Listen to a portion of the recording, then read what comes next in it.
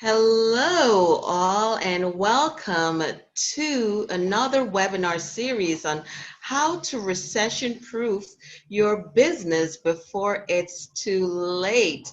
And this is going to be presented by Miss Winnie Benjamin. Before I let you know her credentials, I would love to tell you about myself. I am Dr. Neva Alexander, and I will be the host of this webinar. I'm the owner of Neve Alliance.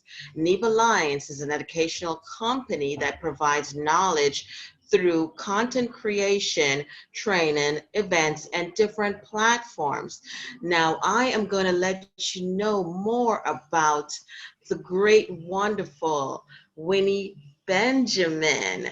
And Winnie Benjamin is the founder and COO, Chief Operation Officer of Stewardship Masters International Incorporated, also abbreviated as SMI, and has her passion for development, impressive business performance, and assistant for nonprofit and profit businesses to become leaders in the marketplace by establishing reliable and sustainable brand identity. And you know that is very important. Winnie has over 30 years of experience helping small businesses to pivot during economic downturns by helping them to identify their transferable skills that could meet current market demands. Winnie's team of advisors, it's not just her, she has advisors that include financial, legal, CPAs, performance evaluation, marketing, brand development, business startups, system development, business existing, leadership mentoring, and coaching.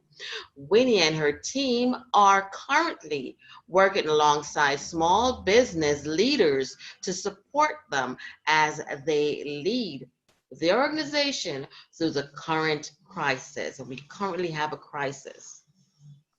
She is also helping small businesses offer value-added emotional support for their customer via teleconference discussions, podcasts, and live webinar with equipment presentation and Q&A decisions. Welcome, Winnie Benjamin. How are you? I am fine, Dr. Never, and I want to thank you so much for the opportunity to share in this season of dreadful economic, or what I consider a dreadful economic downturn brought on by our famous novel COVID-19. You might see me smiling, but it's not that I am smiling in joy, but I'm just naturally a person known to smile, right? That's my brand. But indeed, it is serious. It is serious what the outcome has been. Lives have been lost. Families are hurting. And on top of that, the economy has shut down. Most businesses are literally closed, and only essential services are really ramming at it. And their lives are even at stake. But today, the topic of building a recession-proof business is dear to my heart. That's the topic, and I'm happy that you're allowing me to share it with your audience because it negatively impacts our economy. It causes, in the area of when your business fails in a recession, the economy fails. And if the economy fails, it has its consequences, because it starts with dreadful numbers of unemployment, which oftentimes lead to social problems, hysteria, robbery, even a higher rate of social exclusion, increased inequality, just to name a few of what comes out of an economy failing. And so to ensure that especially small business remain resolute, I decide to offer strategic planning sessions for business continuity in this season. So today I will briefly share some tips and answer any questions that our audience may have on keeping their business afloat during a recession. What I would like to do at this point is share my slides. I have a slide presentation, and I just wanted to share that because I am doing this within a 20-minute time frame, I'm going to be speeding through. You can feel free to, how should you say, take pictures of the screen, but I'm going to do about 20 minutes of talk intentionally because I want our audience to participate in a Q&A. And Dr. Neva, I know you are awesome host, so I know you're going to go through this with us too. All right, so the agenda for today are going to be 4 key areas I want to cover, which is to know what your market is requesting, have clear corporate statements, have a clear marketing message and position, and recruit and empower your A team. Basically, in knowing, let me just get something out of the way here. Yes, so in knowing what your market is requesting starts by defining who you will serve. Right now, I have small business who will tell me, well, I do this, I do that, I do this, I do that. And normally I would say, if you are a general practitioner, then you are basically let's say if you're a doctor and you're a general practitioner or family practitioner, you are doing cardio, you're doing GYN, you're doing child, you cannot be a specialist in those areas. And for that reason, you do not make good money, because people who are looking for specialists do not want their specialists having focus on many things. So one of the ways of preparing your business before recession is knowing who your key clients are and who you are actually serving. The next would be, what problem do they all have in common? Your key and your niche client all speak the same language. They all speak the same language. They all talk about what's bothering them when the areas they're not being served, and they wish they had this. You grab those words and you put it into your marketing message, and then they will actually self-select.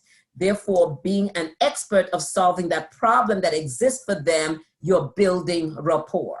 So you're going to probably do your ClickFunnels, you're doing your presentations like the way we are doing specifically for that market, as you invite them into maybe a Zoom webinar, or if it wasn't a lockdown, you'll be meeting them where they are and offering to do presentations where they can self-select from there. And you're building rapport during emails and other areas, because they may not necessarily be ready to do business with you right then and there, but you're building the rapport so when they actually have a need, they remember you. Follow through with your brand promise. Give them what they requested. And I put this in bold. Your brand promise. So you're developing a brand, making sure your brand is solid. The promise that you will give them results, follow through on exactly what they ask for, and be adaptable, ready to shift. And the reason I put collaborate in bold is because in a recession, when you are serving just a niche market, and that problem that you normally solve may not necessarily be their now lead problem in the recession or a downturn like COVID, you find out what the market currently needs, and then you find another business that is stronger in that area of service and collaborate with them. And you can work out commissions, you could work out affiliate commissions with them, but that's revenue that's coming in, and that they are able to build the capacity for your business so you can get through it. The next area here, let's see, sometimes. All right, so have a clear marketing message. Okay, here it goes. All right, technology. All right, so have your clear corporate statements would be the next. Know your why your business exists and state it clearly. At times, small businesses decide, oh, I see a way to make money. I see that, they Google, or you could make money in cleaning, or you could make money in health. And it's all about making money. And that's the saddest way to start a business, because in psychographics, which is the new form of surveys to know what a client independently wants right now. It starts with the story. You might be hearing it all over. It starts with your story. It starts with your experience, whether it's personal or something happened to a loved one or a group of people that broke your heart. Tell that story. And from that story, you dried your eyes and you made a decision. Never again. I'm going to do something about it. And I have a vision of how I am going to correct this. That is your story, starting with why. Establish your clear values, because you cannot go after a resolution by yourself. You are created to work with a team. Your team going to be made up of various characters, various characteristics or personalities, so to speak. But the one thing they're willing to come in and help you win is to know your values. So you have clear values, model them in your words, your actions, all of that. Consistently model those values. They are going to see your values and they're going to replicate it. And by so doing, you're forming a strong culture. Establish a clear and compelling vision that inspires.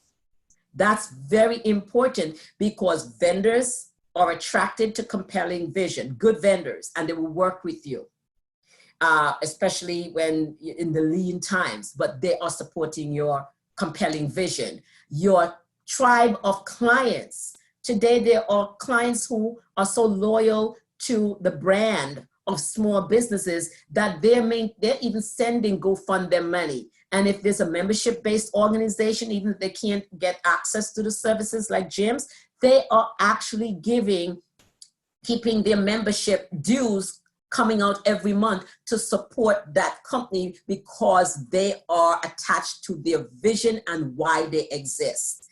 Then once you have done that, then you create what's known as a logic plan framework for your organization. That it starts with your SWOT analysis. So you form a think tank. If you don't have a board of directors or board of advisors, then you can bring in people from your business team. That means your lawyer, your business lawyer, your CPA, your marketing person, your systems or HR.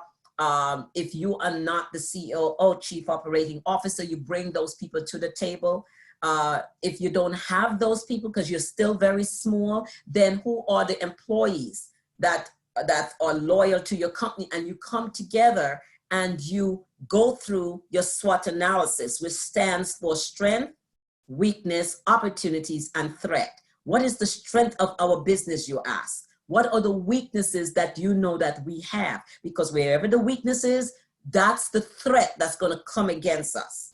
Whether it's the threat of the government, whether it's the threat of big pharma, whether it's the threat of your competitor, whoever is outside coming to go against you, they're only going to look at your weakness. So you have to focus on the opportunities that exist out there to strengthen you and protect you from the threat, and also for your strength to really do good business with the opportunities of service out there in the marketplace.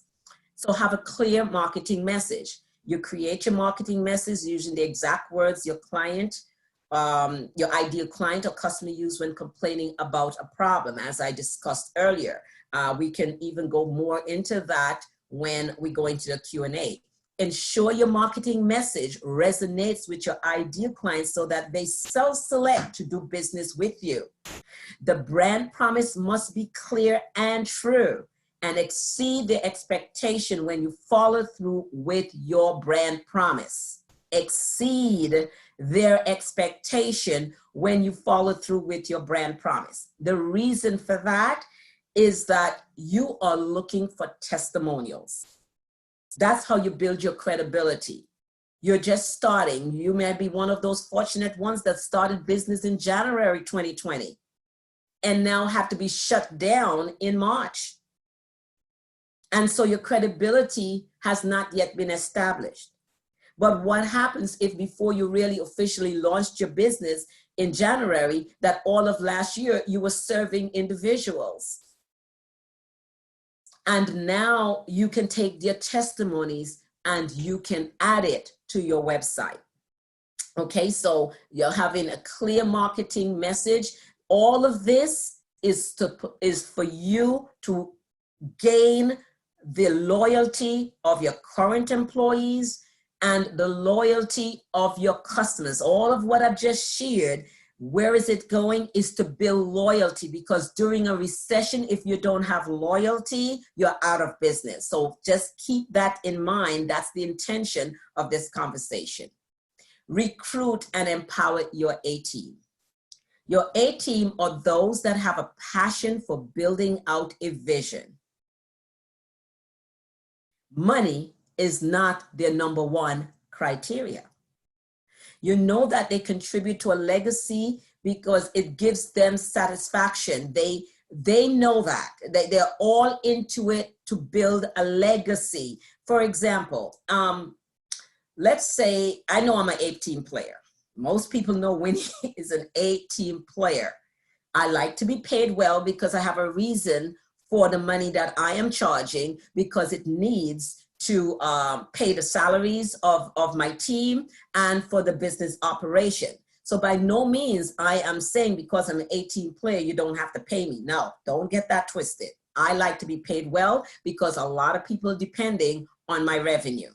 However, I am not going to make money be the priority in the negotiation of bringing me on your business. But what will make me come on to your business is if I see that your why is really strong, you have strong values that I can align with, and your vision is compelling. Therefore, my passion is to come on board and create an impact by helping that vision to come to fruition. So later on, I can use that in a resume, on my testimonials. So just know that if you fill your business with A-team players, your life is easy. Your life is easy in running the business, because in each area of their A-team, they want their best footprint to be left in that business.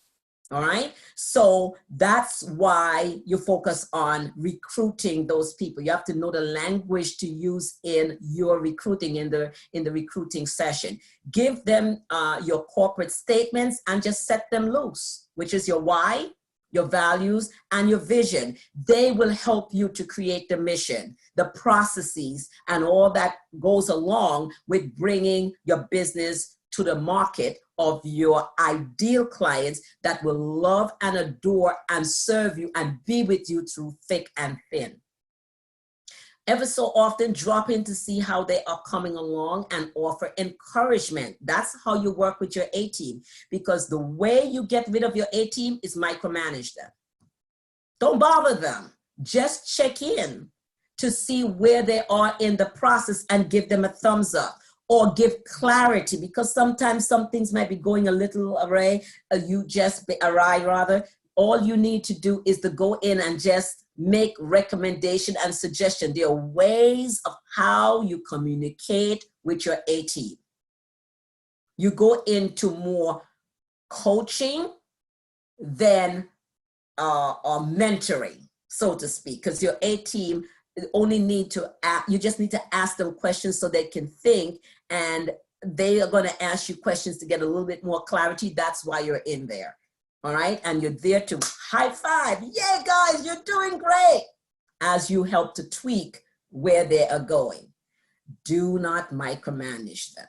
All right. So your marketing position, in order for your business to be on demand, it must fill a gap that is needed, that no one else is serving. Remain alert to find the needed gaps. So in the Q&A, I would like someone to ask, share a scenario of a profession you are in and some of the concerns that you have being in that profession that's bothering you, right? Might be family issues. It might be the imbalanced lifestyle, the like, because I want to give an example of where that gap is for that person or that specialist to jump in and position themselves there as the expert, not as a general practitioner, because these individuals have a top of the head problem that keep them up at night, and they're not looking for a general practitioner or a generalist to jump in. So you want to jump in as the ultimate expert that's going to give them results, period. Because at that point, you are looking for results. If a train went over your leg and just suddenly stopped and is sitting on your leg and you're screaming blue murder, at this point, you don't care who is there lifting the train. You are there for the result. You will give them the bank account. Get this train off my leg now. The only thing you're giving your entire bank account for is immediate results that solve the pain that's keeping them up at night. So understand that's the gap and how you're going to position yourself in that painful situation. If you're not targeting pain that's keeping people up at night, you are dealing with what they call high fruit. You want to go for the low fruit. The low fruit is solving a painful issue to the client, and that's how you get paid well. Place your business as a specialist in that gap and offer the results. Right? So in recapping, we build a resilient business by remaining relevant to the needs of the market. You will have clear corporate statements. You will have clear marketing messages and position, and you'll recruit and empower your AT. All right, so at this point, we are open to Q&A. Thank you so much. It's a wonderful presentation. Really appreciate it. So Winnie, one of the things that you stated, you said that you need to be a specialist, and it reminds me of a quote that I read that was quoted by Rockefeller. He said, you need to be a specialist, not a generalist. Yes. And I've also, with me, creating a business, I've always thought about that statement. But then in certain countries, in the US or the first world, I believe it probably, it's a little bit easier to be a specialist, I'm thinking, but in certain countries, they have to be a generalist because of the economy. What are your thoughts on that? Well, you sort of, okay. I agree. In some countries, that's the way it is. And that's why those who have money tend to fly out of their country into countries where they can see a specialist. I've seen that all the time. However, I am thinking if I was a generalist operating in a marketplace, if I'm a doctor, for example, and I'm working in a country where a number of people probably cannot afford the service unless I'm a missionary doctor or I work with a team of missionary doctors that are getting funded from some other source, then you can still become a specialist by collaborating. If I am a cardiologist, can I collaborate with a urologist or a GYN? Can I collaborate with a ear, nose, and throat physician? Can I create a team that get their funding from other sources and that we can serve well in that market where there is no medical insurance for people to purchase, and can we serve in that capacity? So in context to what you're saying, if you're in a economically depressed region, that's the best way to do it. There are corporations, physicians are able to tap in and create a 501c3 where they're able to get funding and grants from corporations to serve in that level of capacity in teaching. And so you could still allow it to be for those who can pay. You know, I don't know if that answered your question in context to that region, or is there another question on top of that?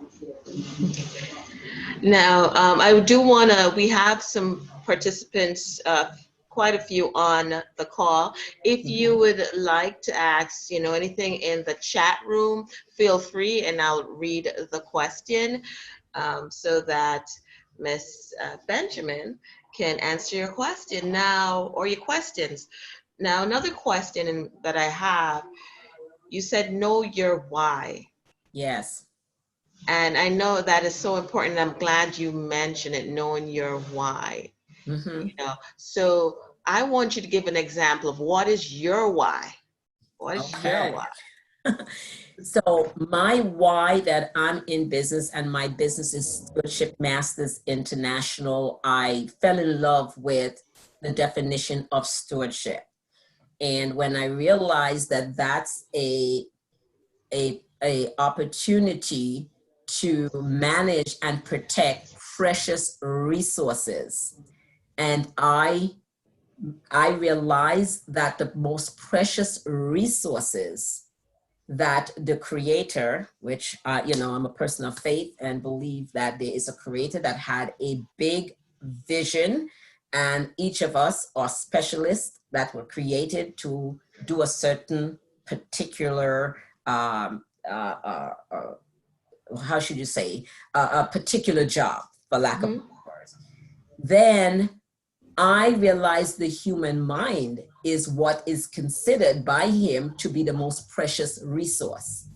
So masters would be all those individuals that come along with me in their area of giftedness, and so that we can serve the population by first helping them to renew their mind, identify the self-sabotaging beliefs that were ingrained by birth and by their society and their environment that prevents them from reaping the utmost abundance that exists out there.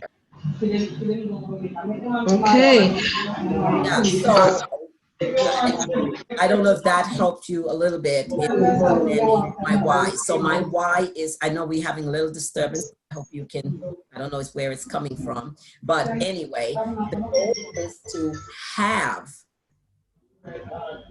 those individuals able to function, because I have them. Let's say, for example, you have a particular situation in your business. Okay. Come in as a business performance advisor. I realize and see where the deficiency is because of self-sabotaging belief of the owner or the manager that is creating the bottleneck, creating the problem. And I see excellent employees suffering under such leadership. That brings a pain to me, because I had experienced that. And I exist to make sure that good A players, people who really want to perform in their giftedness and help a business to scale, do not suffer under such leadership. So I go in there gently to inspire the leaders, the business owners, and the managers of what they are doing in ignorance, respectfully using the word ignorance because they don't know any better, that's choking their own desire, their own business, or business success. And that is my passionate why. Okay. All right. Let me just check to see if there are participants or attendees have any questions. In the meantime, I have one more question for you. Your team, you mentioned that, and I thought to myself, what if your team change your purpose, your why, your vision? And I'm gonna give you an example of a situation that happened a few years back with myself. I hired a young lady to basically market for me. And she changed, I'm not going to go deep in the scenario, but she changed what I stated to okay, afterwards, you're guaranteed employment internationally if you came through this program, which was not the case. So I was excited and realizing, oh, a lot of people are signing up, but they were signing up for the wrong reason. So my question to you is, what do you do when, because it's great to have a team and you know your um, vision, and you've stated it clearly in your goals to your team. But what if they change? And I know this happened to leaders and business individuals, more than once. It happens. So how do Mm-hmm. you deal with that? Uh, okay, repeat the last part of I got the presentation, but what was the last portion that you said um, I want to be sure I got the right question. Okay, how do you really deal with it? You basically stated your vision, your goal to your team. Yes, What if they change your vision? They misinterpret it or maybe deliberately got you, change.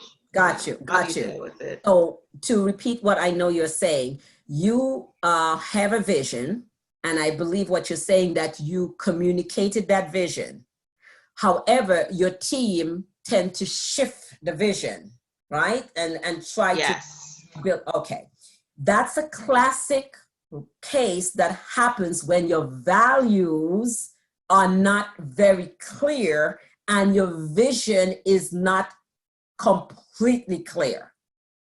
So when it's skewed both in values and skewed in vision, it is your A team players that may, or they may not, they may be an A team player, but they didn't come in with the passion of that, but they saw something and they see where the potential is. And the owner, they just feel, you know what, the owner just doesn't see the opportunity. So let me just do this. And the communication breaks down. You see? So that's why the values must be modeled. You can't say, well, these are my values. Be punctual, be this, be that, be that. That does not communicate well to your team. Model it. If punctuality is part of your values, then you be punctual. You should be the first person there for many years that they see that you open and you are there. Rain, snow, sleet, or shine. Customer service, for example. If you say we have courteous customer service, all of my staff need to see how I handle difficult clients with courtesy. I must model that because that's what they are going to use as their framework. And then when it comes to the vision, it has to be succinct. Most people confuse vision with a mission, and that is where the problem is. A vision is not a mission. A vision should max out to 7 words maximum so that it can be repeated.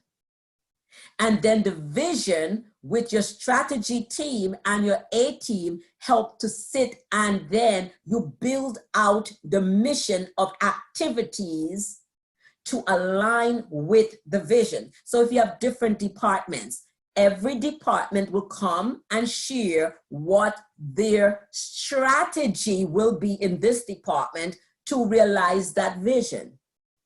Every one of them, if the strategy isn't there with the task and the measures, that's when you get that result. And I think what you're saying, Dr. Neva, is one of the major reasons small businesses run as a solo business and not have employees, because of that very fear.